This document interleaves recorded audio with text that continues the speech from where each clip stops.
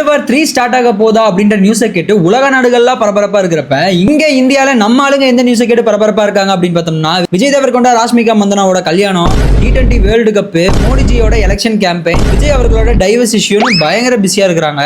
இந்த மாதிரி நியூஸ் எல்லாம் தூக்கி கொஞ்சம் ஓரமா வைங்க. இப்ப அமெரிக்காவும் இஸ்ரேலும் ஒன்னா சேர்ந்து ஈரான் அட்டாக் பண்ணிட்டு இருக்காங்களே, அது என்ன காரணம் அப்படிங்கறத பத்தி பார்ப்போம். அமெரிக்கா, இஸ்ரேல் இவங்க ரெண்டு பேரும் என்ன சொல்றாங்க அப்படின்னா, ஈரான் வந்து அணுசக்தி திட்டத்தை செயல்படுத்துறாங்க அப்படின்னு சொல்லி ஒரு குற்றச்சாட்டு வைக்கிறாங்க. முதல்ல இந்த அணுசக்தி திட்டம் அப்படின்னா என்னன்னா, மின்சாரத்தை உற்பத்தி செய்யறது, இல்லைன்னா பயங்கரமா வெடிக்கக்கூடிய பாம், அதாவது இந்த அணு ஆயுதங்கள் இதெல்லாம் செய்யறாங்க இல்லையா, அதைத்தான் அணுசக்தி திட்டங்கள்னு சொல்றாங்க. இந்த அணுசக்தி திட்டத்தை தான் ஈரான் வந்து செஞ்சுட்டு வரதா அமெரிக்காவும் இஸ்ரேலும் குற்றச்சாட்டு வைக்கிறாங்க. இதுக்கு ஈரான் என்ன சொல்றாங்க அப்படின்னா, இல்லை நாங்கள் அந்த மாதிரி பண்ணலன்னு சொல்லி இந்த விஷயத்த மறுத்துட்டே வராங்க. ஆனால் இது மட்டும் தான் இந்த போருக்கு காரணமா அப்படின்னு கேட்டிங்கன்னா, இன்னும் சில காரணங்கள் இருக்கு. அது என்னன்னா, ஈரான் வந்து பயங்கரவாத குழுக்களுக்கு ஆதரவு கொடுக்கறது, இஸ்ரேல் மேலே ஈரானுக்கு இருக்கிற அச்சுறுத்தல்கள், மற்ற நாடுகளோட உள் விவகாரத்தில் ஈரான் தலையிட்டு இவங்களோட செல்வாக்க காட்டுறது, அதாவது ஆதிக்கத்தை செலுத்துறதுன்னு கூட சொல்லலாம். இந்த மாதிரி விஷயங்கள் இந்த போருக்கு காரணம் அப்படின்ற மாதிரி சொல்றாங்க. இந்த போர்னால ஈரான்லயும் இஸ்ரேலையும் நிறைய உயிர் சேதங்கள் ஆயிடுச்சு. ஈரானோட உச்ச தலைவர் அயத்துல்லா அலி காமேனி அப்படிங்கிறவரும் இறந்து போயிட்டாரு. இது இல்லாம இவருக்கு அடுத்து இவரோட வாரிசே வந்து அடுத்த தலைவராக நியமிக்க போறதா பேசிட்டு இருக்கிறாங்க. இது இல்லாம இந்தியாலையும் சரி பிற நாடுகளையும் சரி படிக்கிறதுக்காகவும் வேலைக்காகவும் போனவங்க எல்லாருமே திரும்பி அவங்க நாட்டுக்கு வர முடியாம பயங்கரமா பாதிக்கப்பட்டிருக்கிறாங்க. ஏன்னா ஏர்போர்ட் முதற்கொண்டு கூட பாம் பிளாஸ்ட் பண்ணிருக்காங்கன்னு சொல்றாங்க.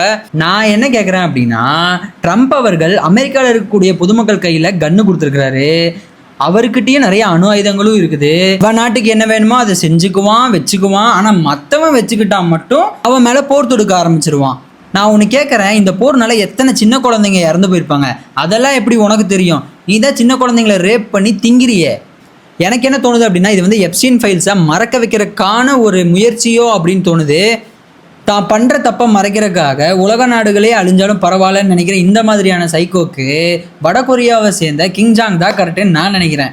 சோஷியல் மீடியா ஃபுல்லாக இப்போ அதை பற்றி தான் பேசிகிட்டு இருக்காங்க. அவங்க உள்ளே வந்தால் நீங்கள் காலின்னு, ஆனால் அவங்க உள்ளே வந்தால் அப்பாவி பொதுமக்கள் தான் பாதிப்பாங்கன்னு நான் நினைக்கிறேன். இல்லாமல் இந்த போரில் ஈரான் வந்து அவங்களுடைய அடுத்த ஸ்டெப்பையும் எடுத்து வச்சிட்டாங்க. அது என்னன்னா, வானத்தில் தேடாதீர்கள், நாங்கள் பூமிக்கடியிலிருந்து தாக்குவோம் என்று சொல்லாமல் சொல்லியுள்ளது ஈரான்.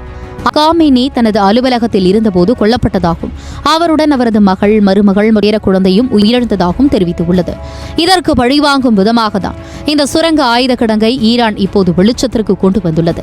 கத்தார், குவைத், ஐக்கிய அரபு அமீரகம் மற்றும் பஹ்ரைன் ஆகிய நாடுகளில் உள்ள அமெரிக்க தளங்களை ஏற்கனவே ஈரான் தாக்கி அழித்துள்ளது. நம்ம வீடியோ போடுறதுனால 4 பேருக்கு தெரியணும் அப்படிங்கறதுக்காக தான் நான் இப்போ இந்த வீடியோவை போடுறேன். ஆனால் நான் இந்த வீடியோ போடுறதுனால எந்த மாற்றமும் நடக்காது அப்படிங்கிறது நம்ம எல்லாருக்குமே தெரியும். இந்த மாதிரி வீடியோஸை பார்க்கறதுக்கு நம்ம பேஜை மறக்காம ஃபாலோ பண்ணிக்கோங்க.